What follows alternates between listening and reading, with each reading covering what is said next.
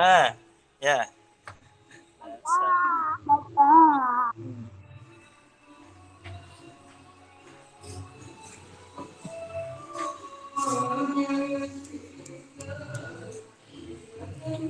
Baik, terima kasih Pak Supri sudah bisa bergabung, dan saya akan memberikan kesempatan untuk menyampaikan materi sebagai pemateri kedua dengan tema kemandirian mahasiswa dalam era new normal. Ya. Ini memang berbau-bau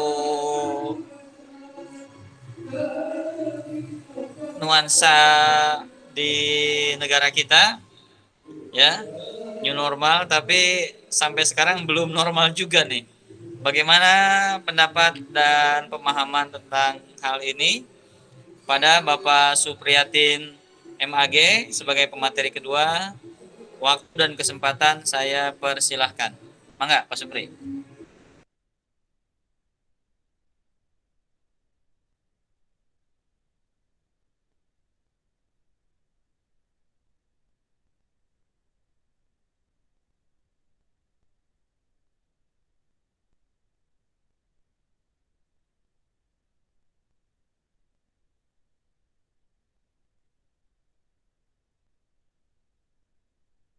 Nah, Oke, terima kasih pada Bapak Laik Maulana MAG dan para panitia yang telah memberikan kesempatan kepada saya untuk menyampaikan materi ataupun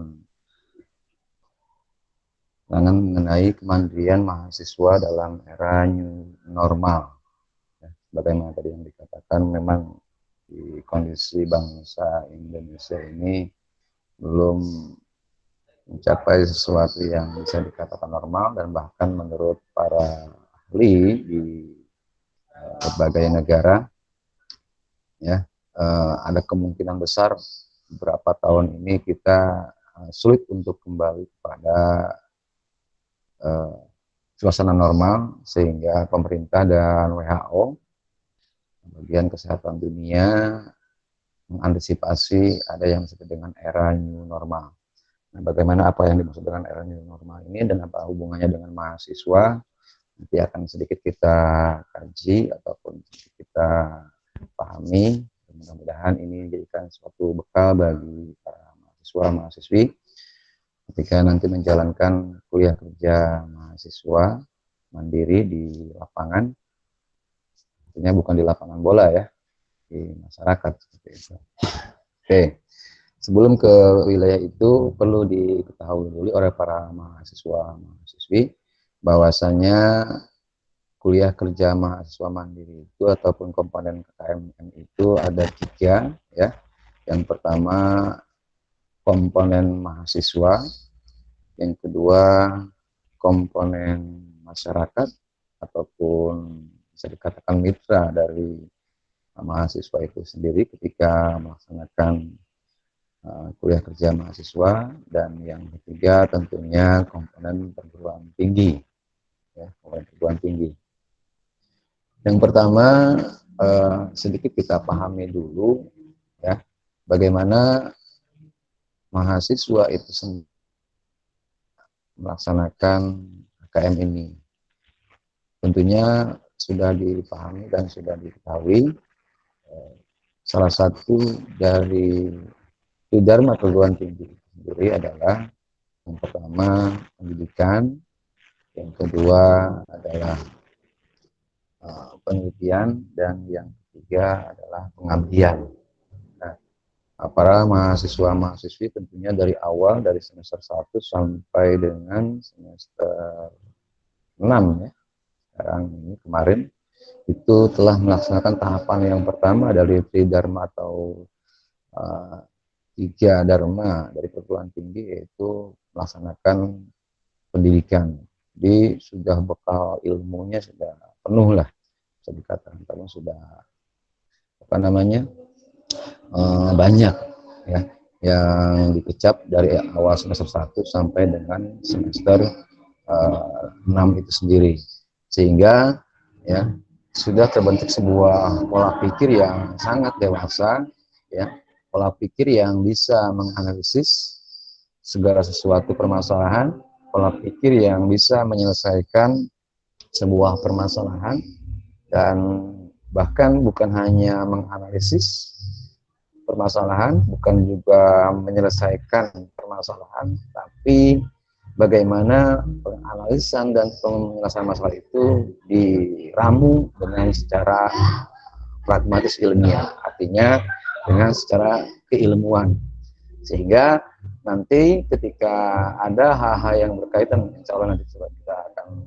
gali sedikit tentang new normal, ya, hal-hal yang berkaitan dengan kondisi di masyarakat, apalagi dalam masa pandemi ini, ya, kami harapkan dari para mahasiswa mahasiswi ketika menyelesaikan menyikapi sebuah permasalahan di masyarakat yang tentunya sekarang ini sangat kompleks sekali, ya, apalagi banyak hoak-hoak ataupun hal-hal yang memang sebuah kontradiktif lah antara satu masyarakat dengan masyarakat yang lain, antara seorang ilmuwan terkadang dengan ilmuwan yang lain, bahkan ketika di masyarakat ada seorang guru dengan guru yang lain menyikapi masalah pandemi ini.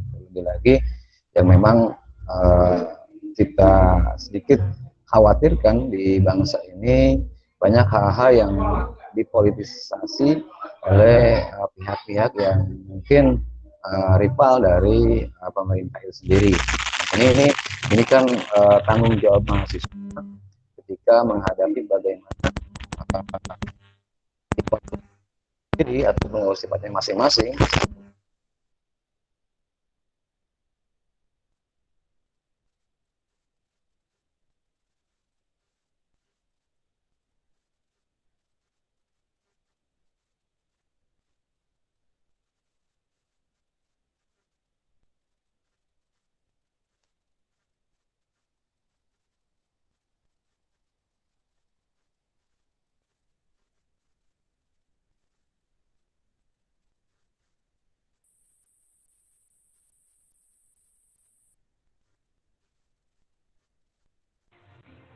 Suaranya hilang.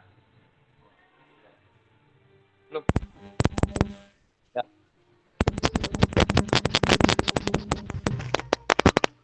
Ya, bisa. Ya. Ya. Jangan sampai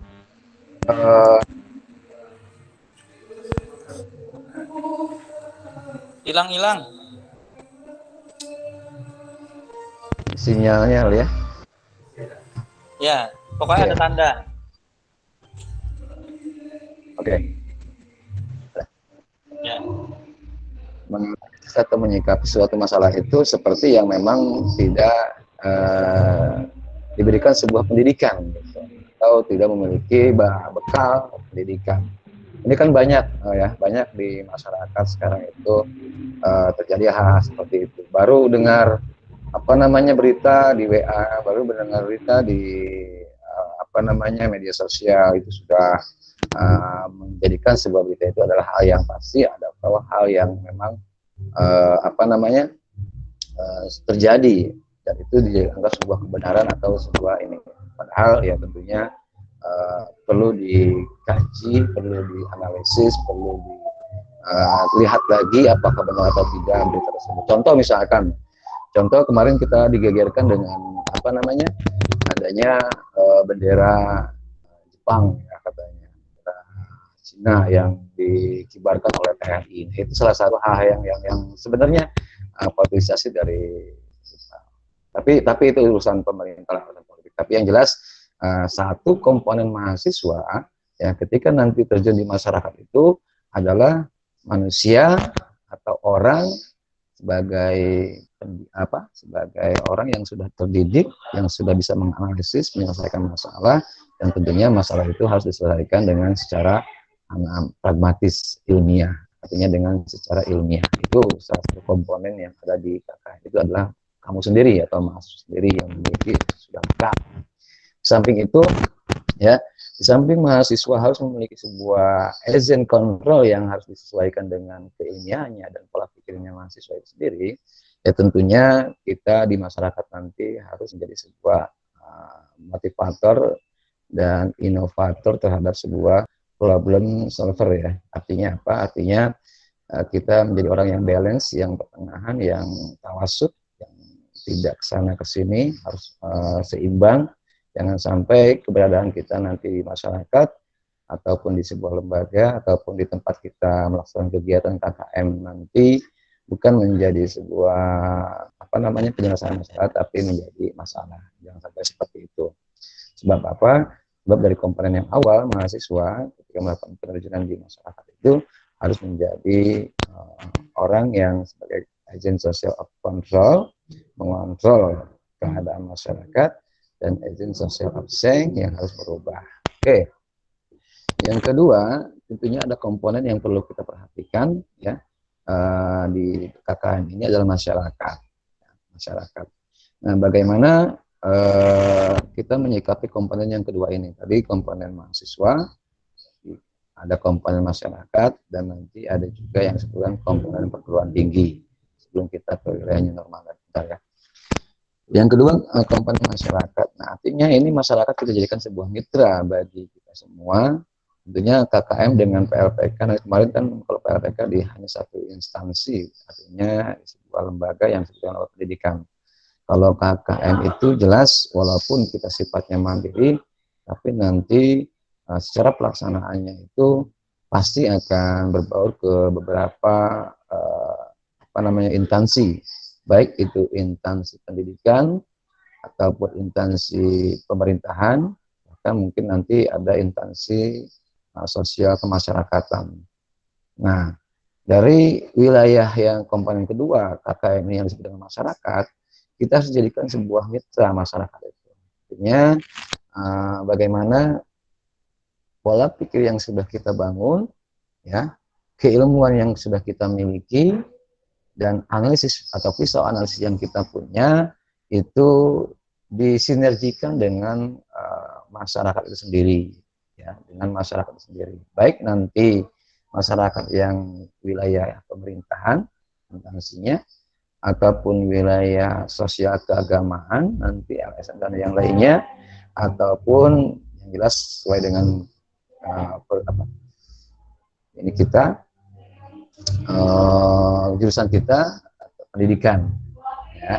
Nah, semuanya itu menjadikan sebuah mitra, ya, sebuah mitra bekerja bersama, berbarengan, bagaimana nanti untuk menghadapi atau menciptakan masyarakat yang disebut dengan era new normal. Apa sih new normal? Nanti kita akan bahas, ya.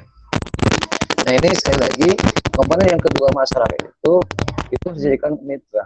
Nah, bagaimana fungsi mahasiswa?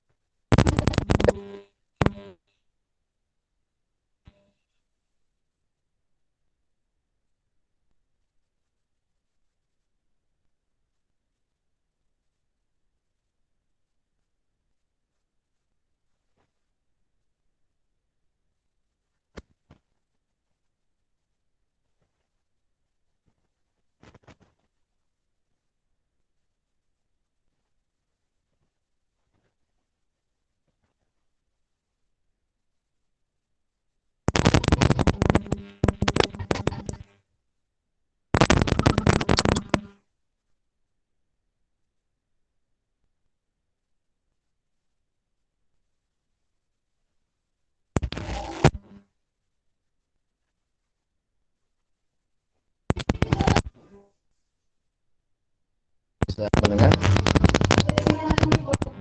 Oke, saya lanjutkan, ya. Jadi intinya kita persingkat saja, masyarakat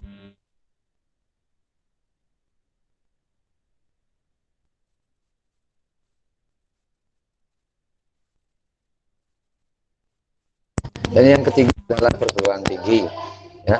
Yang ketiga adalah perguruan tinggi. Nah, ini tentunya kami selaku di wilayah akademik pasti akan selalu terlibat. Makanya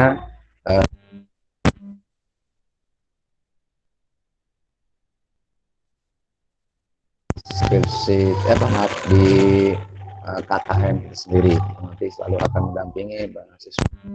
Itu komponen dari komponen dari kuliah kerja mahasiswa mandiri sendiri, ya. Ya. Yang kedua, tadi kita tahu bahwasanya temanya adalah kemandirian, pasti itu mandiri. Tentunya sebenarnya sudah pasti sudah paham semua tentang istilah mandiri itu sendiri.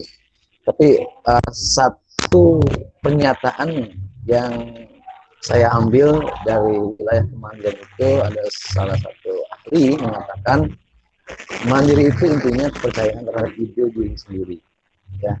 Kalau mandiri di TK, mandiri di SMP, mandiri di apa namanya di SMA itu mungkin perspektifnya atau pandangannya dalam wilayah perilaku, ya, perilaku bagaimana bisa menjadi orang yang mandiri. Tapi menurut pandangan saya, kalau di tatanan kemahasiswaan, inti dari kemandirian itu bagaimana seorang mahasiswa, seorang pelajar atau yang mana dia memiliki sifat percayaan ya, terhadap ide diri sendiri, artinya gagasan sendiri ataupun analisis sendiri. Nah, ini yang disebut dengan kemandirian mahasiswa sendiri, ya. Ya, artinya di samping tadi ya, bisa mengelola waktu, ya, berpikir secara mandiri, ya, memiliki sebuah sikap, bisa mampu untuk mengambil sebuah resiko terhadap sebuah masalah, itu salah satu karakteristik dari kemandirian. Tapi yang lebih esensial, yang lebih potensial, dan yang lebih inti lagi yang dimaksud dengan kemandirian itu adalah apa? Ketika nanti kalian menuangkan sebuah program ataupun sebuah one man solution terhadap sebuah masalah ataupun menciptakan sebuah hal yang baru di masyarakat apabila diperlukan nanti, ya, itu harus percaya terhadap atau kemampuan kita, harus bisa meyakinkan terhadap diri sendiri bahwa kita adalah benar, kita adalah mampu, dan kita adalah orang yang menjadi agent change atau berubah, ya, berubah. Walaupun berubah itu tidak harus meninggalkan yang ada di masyarakat nanti, tapi berubah di sini adalah bagaimana sesuatu yang lama kita tetap menjaga dan yang baru kita masukkan di kita dan nantinya menjadi sebuah new normal ataupun era yang baru, ya, seperti itu. Itu kalau kita lihat dari sisi kemandirian mahasiswa, sehingga nanti kepercayaan terhadap ide sendiri akan bisa melahirkan sebuah keadaan yang disebut dengan new normal. Apa sih new normal itu? Ya keadaan yang baru lah, atau era baru lah, bisa dikatakan. Nanti kan lebih kita ke dalam lah, ya. Itu perlu saya sampaikan, ya.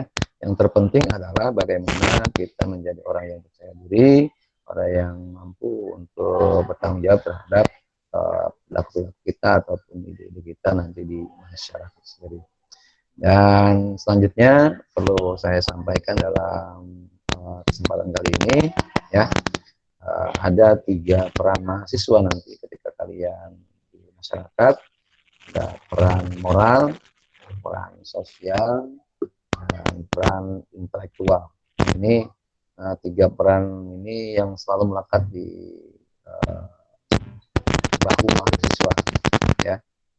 Peran moral jelas bagaimana di dalam diri mahasiswa sendiri harus tertanam akhlakul karimah, ya, akhlakul karimah yang baik.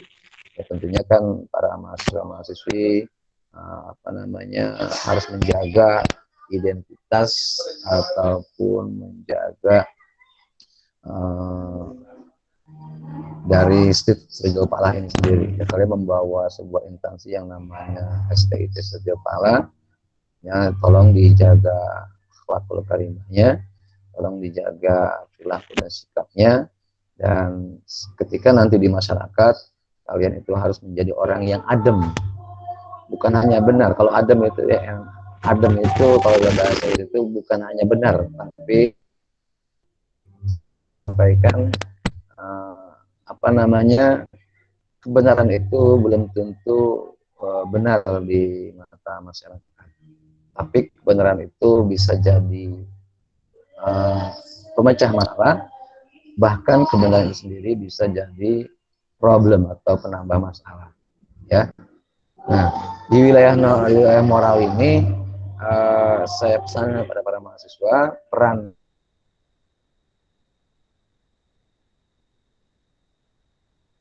yang pertama ini bagaimana kalian menjadi orang yang bijak menghadapi, tapi di atas kebenaran, ya.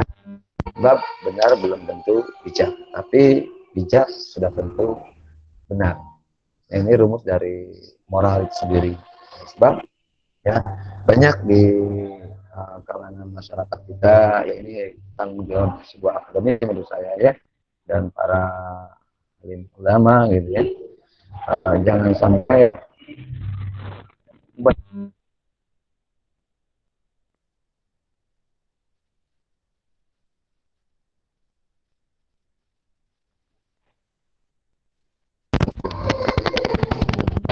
sifatnya religius itu ternyata ketika disampaikan kepada masyarakat atau diberi kepada masyarakat, ternyata kebenaran itu menjadi problem. Banyak ya di zaman sekarang, ya, kebenaran-kebenaran yang disampaikan kepada masyarakat ternyata bukan menjadi penyelesaian suatu masalah, tapi menjadi problem. Tapi di situ ada kebenaran yang tidak bijak. Nah, rumusnya kalau dalam wilayah agama itu apabila kalian mengikuti kebenaran dengan hawa nafsu, ya tentunya nanti kebenaran itu akan menjadi problem di masyarakat. Contoh lah, misalkan ada seorang kiai, atau walaupun titulnya kiai, ya, walaupun titulnya seorang panutan di masyarakat, tapi ketika penyampaiannya apa namanya, penyampaiannya tidak baik, diikuti dengan hawa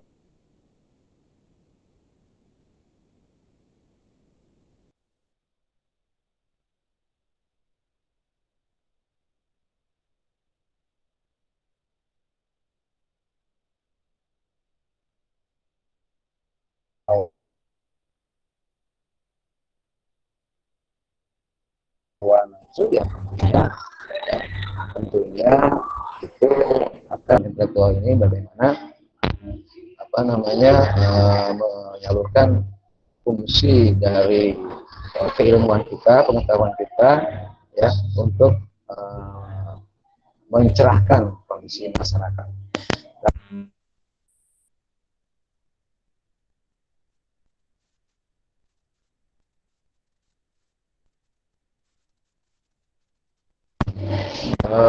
Kita ketahui banyak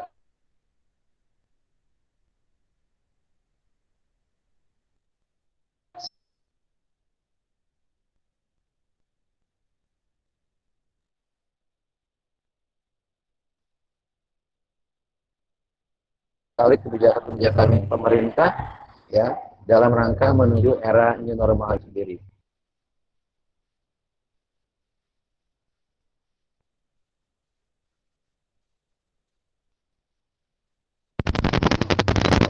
Yang kita terima sekarang itu mungkin kita sulit secara syariat, sulit untuk kembali ke wilayah normal dahulu, ya, artinya yang sangat bebas, ya, kita bisa berkerumun, kita bisa melakukan sebuah aktivitas sosial tanpa ada halangan, ya, tanpa memakai masker, tanpa memperhatikan apa namanya harapan-harapan kesehatan. Kalau dulu kan seperti itu, ya, kita mau datang ke kampus jam berapapun kita bisa, kita mau pergi ke pantai kita bisa, kita mau melakukan sebuah aktivitas masyarakat kapanpun kita bisa. Nah, itu masa normal dahulu. Ini masa-masa yang memang hal-hal yang bersifat yang sekarang dikatakan pandemi. Nah, ternyata masa itu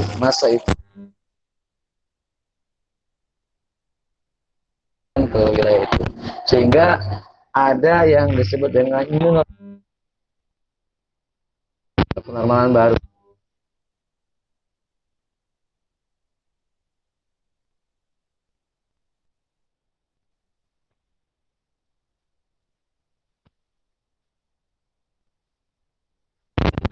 WHO itu sendiri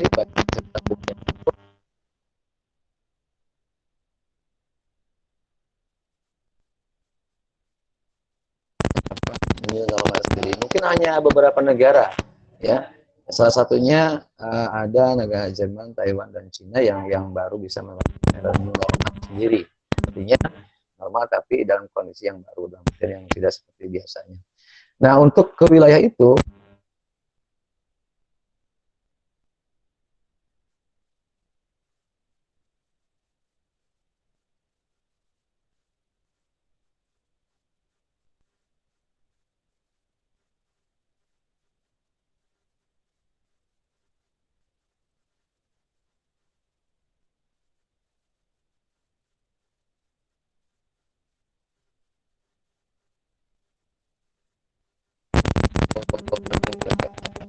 kebijakan-kebijakan ini sebenarnya ini untuk menghadapi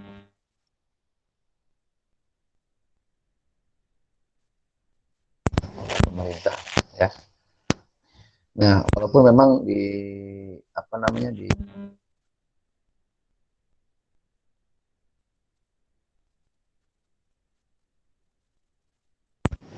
baik, dan ada juga yang masih dalam wilayah buruk, sebab ada level-levelnya, ya.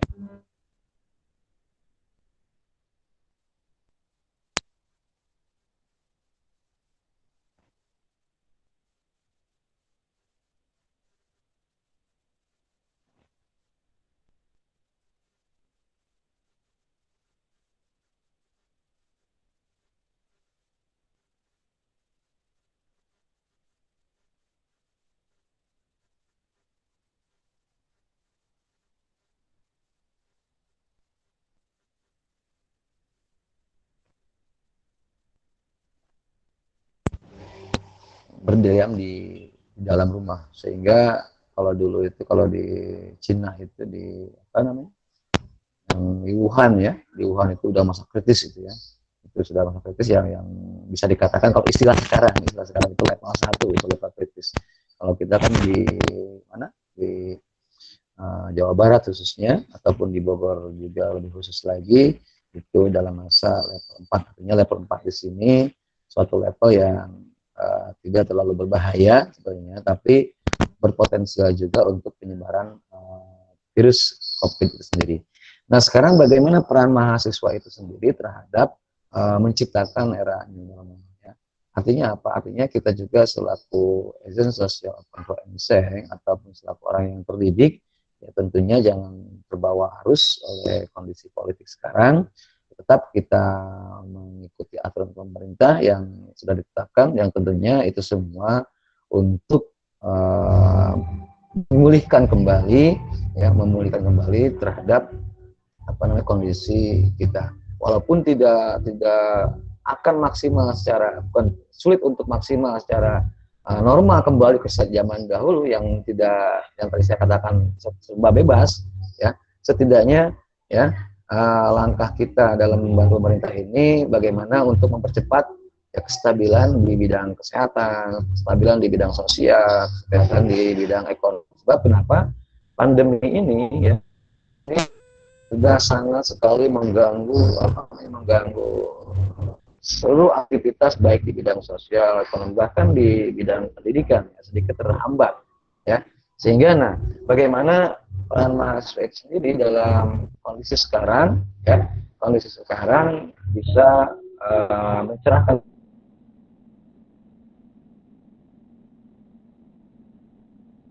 kepada masyarakat untuk melakukan tindakan-tindakan yang bisa membawa kepada tapi kita merasa aman dengan pandemi sendiri. Kalau dalam bahasa istilah saya itu, yuk kita berdamai dengan COVID, ya. yuk kita berdamai dengan corona. Berdamai di sini ya secara ini kan memang ini sudah takdir Allah Subhanahu wa taala ya, secara takdir ya. Ini sudah takdir Allah Subhanahu wa taala, kita diberikan apa namanya sebuah balahi, atau bukan hanya negara kita tapi seluruh dunia dihadapkan dengan balahi Covid ini.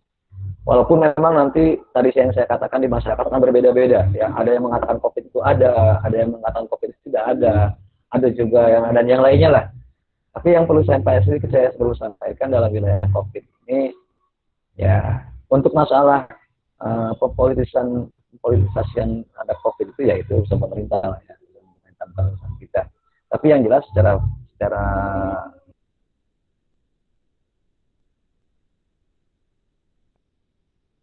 faktual itu terjadi adanya Covid sendiri.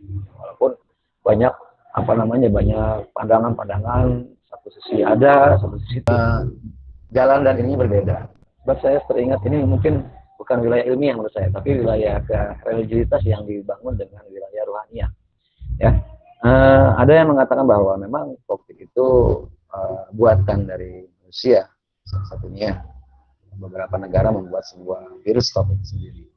Tapi berbarengan dengan pembuatan virus Covid yang diciptakan oleh manusia itu, disitulah berbarengannya Allah Subhanahu wa taala menurunkan balahi. Ya, Allah Subhanahu wa taala menurunkan bala terhadap manusia. Ya, salah satunya di Wuhan sendiri. Ya, jadi ada yang sifatnya politisasi, ada yang memang benar. Oke, kembali. Jadi bahwasanya di masa era new normal itu kita, istilah saya itu harus berdamai dengan corona. Artinya apa? Berdamai dengan corona itu sendiri. Di satu sisi kita dihadapkan dengan adanya pandemi ini, di sisi lain tetap kita beraktivitas dengan cara menjaga hal-hal yang sudah ditentukan oleh pemerintah seperti memakai masker, mencuci tangan dan yang lainnya, itu perlu dijaga. Ya, protokol kesehatan lah juga. Protokol kesehatan tetap dijaga. Ya, dan tetap kita selalu optimis, selalu semangat dalam melaksanakan sebuah aktivitas walaupun di dalam kondisi keadaan pandemi ini. Itu inti dari new normal menurut saya. Ya, inti dari new normal itu bagaimana kita bisa berdamai dengan corona walaupun dalam masa corona sendiri. Oke lah, untuk sementara mungkin karena waktunya ya sudah ini saja yang dapat saya sampaikan. Nanti bisa dimakan atau mungkin bagaimana nanti silakan saya kembali.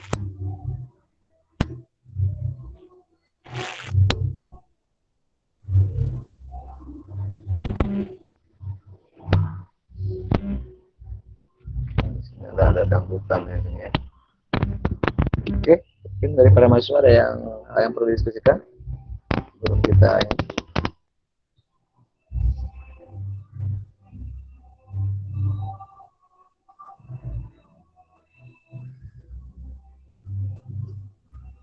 Tidak ada? Ada yang perlu didiskusikan?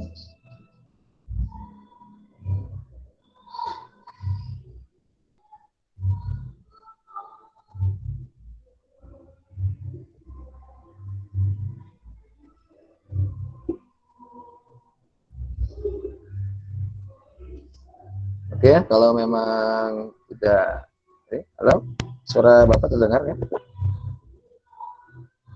Terdengar, Pak. Ada yang perlu didiskusikan mengenai materi ini atau apa? Namun KKN sendiri?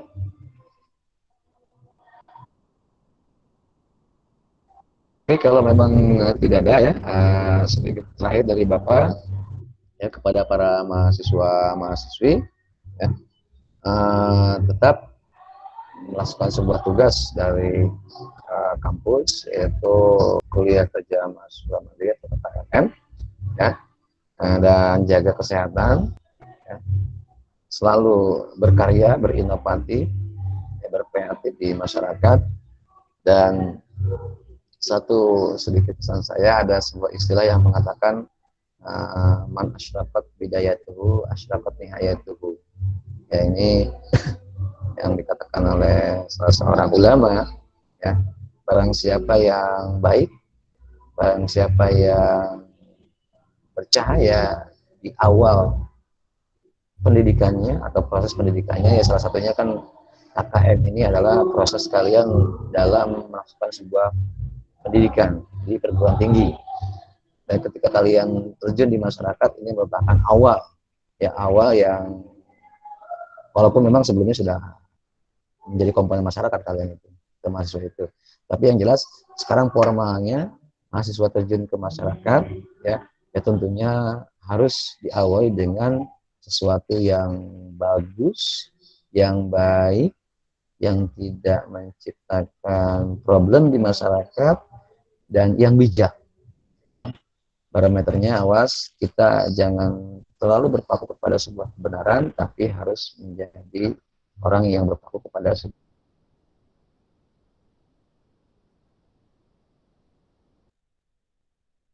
sebuah kebijakan. Artinya yang bukan saja benar, tapi harus bijak. Seperti itu ya, dalam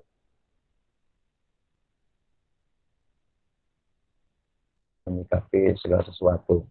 Nah, itu yang disebut dengan masyarakat bidayah, itu orang yang cerah, orang yang baik, orang yang di awal ketika terjun di masyarakatnya itu ketika nanti kalian sudah baik di awal ini, tentunya insya Allah menjadi asyrafat nihayatuhu yang nantinya akan bercahaya di masyarakat, akan menjadi orang yang digunakan atau berguna di masyarakat, dan tentunya yang kami harapkan ilmu mahasiswa-mahasiswa itu bermanfaat dan bisa dikonsumsi ataupun bisa dihidup oleh masyarakat, sehingga kita semua selamat di dunia dan di akhirat. Oke. Itu saja pesan saya di akhir ini. Wallahul muwaffiq. Wassalamualaikum warahmatullahi wabarakatuh.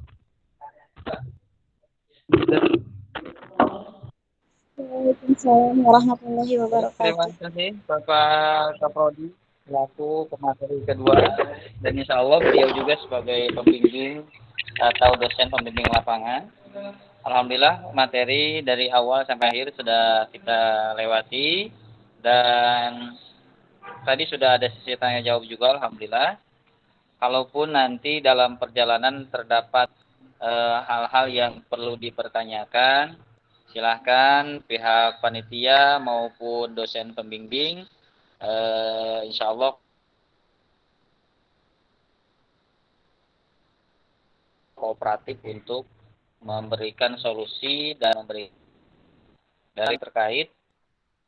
Pertama, hak yang akan didapat oleh peserta fasilitas berupa name tag, kemudian jaket KKM. Kita karena mengingat waktu kemarin sehingga hari ini belum bisa diberikan, insya Allah mudah-mudahan dalam minggu-minggu ini sudah bisa kita sebar. Dan saya mewakili panitia wabil khusus administrasi mohon kerjasama yang baik pada para peserta yang belum menyelesaikan. Kita masih menunggu penyelesaian administrasinya. Juga yang kemarin mengisi form pendaftaran dengan melampirkan surat pernyataan kesanggupan membayar administrasi, mohon untuk segera menyelesaikan, karena memang kegiatan ini tidak akan berjalan tanpa adanya kontribusi dari mahasiswa. Oleh karena itu mohon kerjasamanya sekali lagi. Mudah-mudahan kami selalu berdoa agar para mahasiswa dengan niat tulus menyelesaikan administrasi serta hal-hal lain terkait akademik diberikan kelancaran dan kemudahan rezeki oleh Allah Subhanahu wa taala. Terima kasih atas kesempatan dan waktunya serta kehadiran manfaat buat kita semua, dan kami tutup dengan pengucapan alhamdulillahirabbil alamin. Saya akhiri, wassalamualaikum warahmatullahi wabarakatuh. Waalaikumsalam warahmatullahi wabarakatuh.